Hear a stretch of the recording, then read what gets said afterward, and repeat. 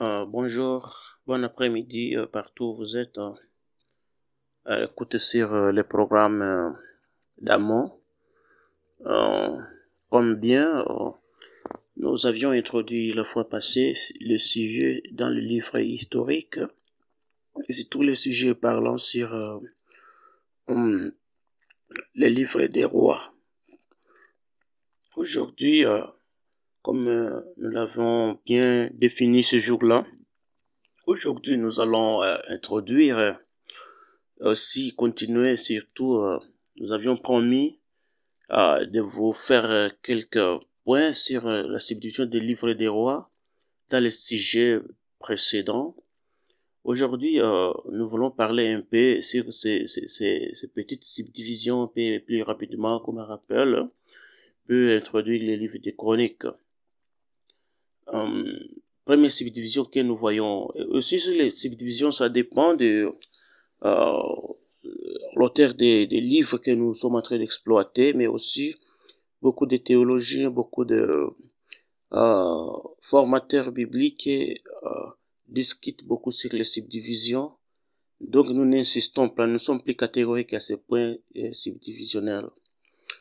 Selon ce que nous avions retrouvé comme subdivision dans les livres des rois, il y a les premiers rois, chapitre 1 à chapitre 11, qui parlent du règne de Salomon. Et aussi deuxième subdivision qui parle du premier roi de la monarchie divisée, la monarchie qui était divisée et qui commence des premiers rois, chapitre 12 à, à, à chapitre 16, verset 28. Et aussi la troisième subdivision, c'est l'alliance momentanée entre Juda et Israël. Premier roi chapitre 16, commençant par verset 29 à deuxième roi, jusqu'au deuxième roi, chapitre 9, verset 37. Et aussi la quatrième subdivision, c'est le déclin et la chute d'Israël, commençant par le chapitre du roi, le livre du roi, chapitre, le deuxième livre du roi plutôt, chapitre 2, chapitre 10 à chapitre 17. Et puis, cinquième subdivision que nous avions retrouvée, c'est le règne des rois après la chute de Samarie, que nous pouvons trouver dans le livre des deuxièmes rois, à partir du chapitre 18 à chapitre 25. Oh, c'est ça les subdivisions que nous avions vécues, que nous pouvons donner dans les livres des rois en général. Si je dis les livres des rois, il y a les premiers livres des rois et les deuxièmes livres des rois.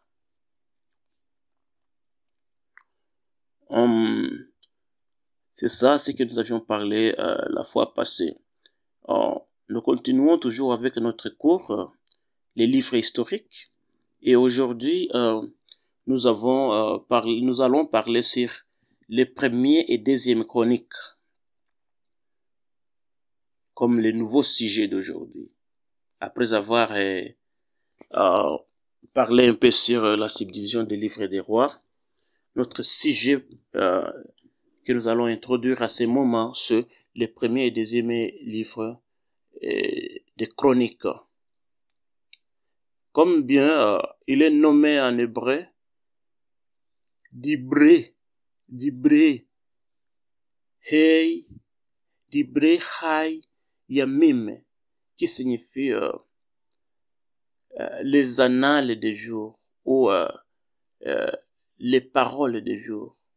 Le livre des chroniques nous présente l'histoire d'Israël depuis l'origine de la race humaine jusqu'à la captivité de Babylone et l'édit de la restauration de Syrie. Les premières chroniques prolongent le récit jusqu'à la mort de David. Donc, comme bien nous avons parlé dans le livre des rois, sur David, et autres rois. Mais dans les premières chroniques, nous avons la prolongation des récits jusqu'à la mort de David. Et puis dans les deuxièmes chroniques, ça continue avec les règnes de Salomon, fini par l'exil et les décrets de la restauration. C'est-à-dire que ces deux livres formaient un seul à l'origine, mais avec les chercheurs les sages, les 70 sages, les a coupés en deux et les nommés les choses omises. Comme bien défini sur l'auteur de ces livres, comme les autres livres, les livres des chroniques sont anonymes. La tradition hébraïque l'attribue à Esdras, car il fut l'auteur du renouveau spirituel et moral de la seconde restauration. Il a donc intérêt à vouloir conserver cette histoire. Les styles littéraires et le but d'éléments évidents sont autant de liens avec d'autres ouvrages d'Esdras. Il convient de noter que les derniers versets des chroniques sont les mêmes que les premiers d'Esdras, ce qui prouve la continuation. Comme contexte, la tradition du texte des chroniques eut probablement lieu après le retour d'exil. On date les livres entre 450 et 425 avant Jésus-Christ. Comme bien noté sur l'histoire de ce livre, les événements se déroulent au moment où la construction du second temple devrait s'achever. L'auteur était sans doute un collaborateur des prophètes âgés et Zacharie. Les événements se déroulent également au moment où Juda n'était plus une monarchie, mais constituée de petits groupes d'exil venus de Babylone et qui vivaient en vassaux de l'empire perse. Toutefois, les Juifs de cette époque ont influencé l'empire perse. Daniel s'était élevé au rang de premier ministre à la fois dans l'empire babylonien de Nebuchadnezzar et de l'empire perse de Syrie, comme bien noté dans le livre de Daniel chapitre 2 verset 6. Et aussi nous avons l'histoire comme bien nommée là-bas, ou noté ou mentionné, on peut le dire, si bien entendu. Nous voyons l'histoire d'Esther et Mardochée qui étaient devenus respectivement reine et premier ministre dans l'empire perse au temps du roi Assyrias, père d'Artaxerxès, pardon un peu sur la prononciation. Voyons, Esther et Mardochée devenus respectivement reines, comme je reviens à cette histoire-là. Vous connaissez bien que après avoir reçu l'audience du roi, Esther a été nommée, Esther est devenue, après la compétition, Esther est devenue la reine. Et aussi, après aussi la victoire, après la prière d'Esther, Mardochée aussi est devenu premier ministre. Sur les plans religieux, les événements se déroulent dans une période de stagnation spirituelle, c'est-à-dire, en effet, pour les Juifs, les promesses de l'alliance relatives à un grand royaume vadique sur la terre de Palestine étaient considérées comme de simples illusions, car les rescapés de l'exil s'entendaient à ce que l'Éternel établisse rapidement les royaumes messianiques d'après le retour de l'exil, mais semble les avoir abandonnés. C'est-à-dire, dans un tel contexte, il est nécessairement de leur rappeler le plan général de Dieu, ses desseins à l'égard d'Israël. Vous voyez par exemple, sur le plan général, il y a la généalogie en Israël, la généalogie Israël en sa terre, surtout 1er Chronique chapitre 1er au chapitre 9. Aussi nous avons comme l'histoire des premières chroniques, comme Adam, depuis Adam à Israël, fils de Noé. Vous voyez, ça c'est la généalogie depuis Adam et depuis la naissance, depuis la création d'Adam jusqu'à l'apparition de Noé comme fils d'Adam, comme petit-fils d'Adam, et aussi le fils d'Abraham comme le fils historique pour l'histoire d'Israël, comme vous le connaissez bien. Et aussi nous avons comme les sous-petits points sur la généalogie, nous avons aussi les descendants d'Israël, hein, et ceux qui sont revenus d'exil à Jérusalem, chapitre 9, hein, et nous voyons dans le chapitre 9.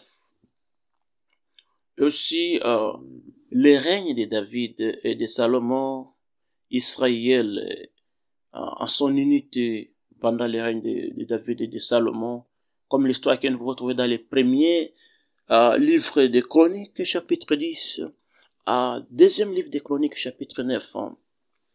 Nous voyons les contre-modèles, les modèles de David et les modèles de Salomon, surtout les modèles de David dans les chapitres, depuis les Chroniques, chapitre 11 et chapitre 29. Hein.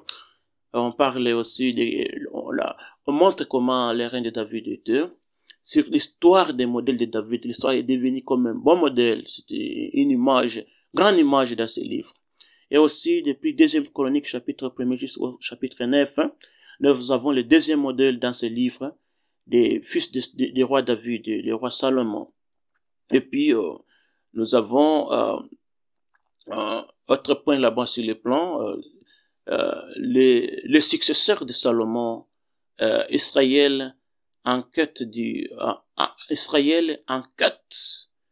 d'unité, surtout deuxième chronique chapitre 10 à chapitre 36. Nous avons des chapitres 10 à chapitre 28 de Roboam à Achaz, les fruits de la division. Et puis nous avons des deuxième chronique chapitre 29 jusqu'au chapitre 39. Nous avons le règne depuis Ézéchias et jusqu'à Sédécia, entre la restauration et exil encore. Comme nous le savons bien, le but de ces livres de chroniques est de présenter aux Juifs la restauration, les vrais fondements spirituels de leur théocratie en tant que peuple de Yahweh, par l'alliance. C'est ça, vous voyez un peu. L'histoire vient montrer que la véritable gloire de la nation hébraïque réside dans la relation d'alliance avec Dieu, telle que confirmée par l'adoration dans les temples. C'est ça, voilà, les buts. Et comme thème, nous voyons les thèmes comme la prospérité, la fidélité au culte et à la loi de Dieu. Et si nous voyons les contenus de ce livre, des livres des rois, depuis chapitre 1 au chapitre 9, où vous voyez sur Juda, la tribu de David et celle de qui Christ devrait provenir, vous voyez, dans la tribu de Juda, le roi David, comme vous voyez, la descendance de Jésus, et pour accomplir l'histoire et aussi la formation sur l'histoire de Dieu, commençant par le roi Salomon dans sa descendance jusqu'au temps de Jésus-Christ comme le petit-fils du roi Salomon. Nous voyons un peu cela, et si nous allons insister sur ce livre, nous voyons que Dieu veut restaurer son peuple malgré la désobéissance qui continue. Et puis, le peuple continue toujours à subir les conséquences de la désobéissance jusqu'à ce qu'il se retrouve. Avec les rois, vous voyez que les rois sont régnés parfois pas respectés, mais Dieu est en train d'agir. Merci. À la prochaine, nous allons parler également et finalement sur les livres d'Esdras, Néhémie et Esther. Merci.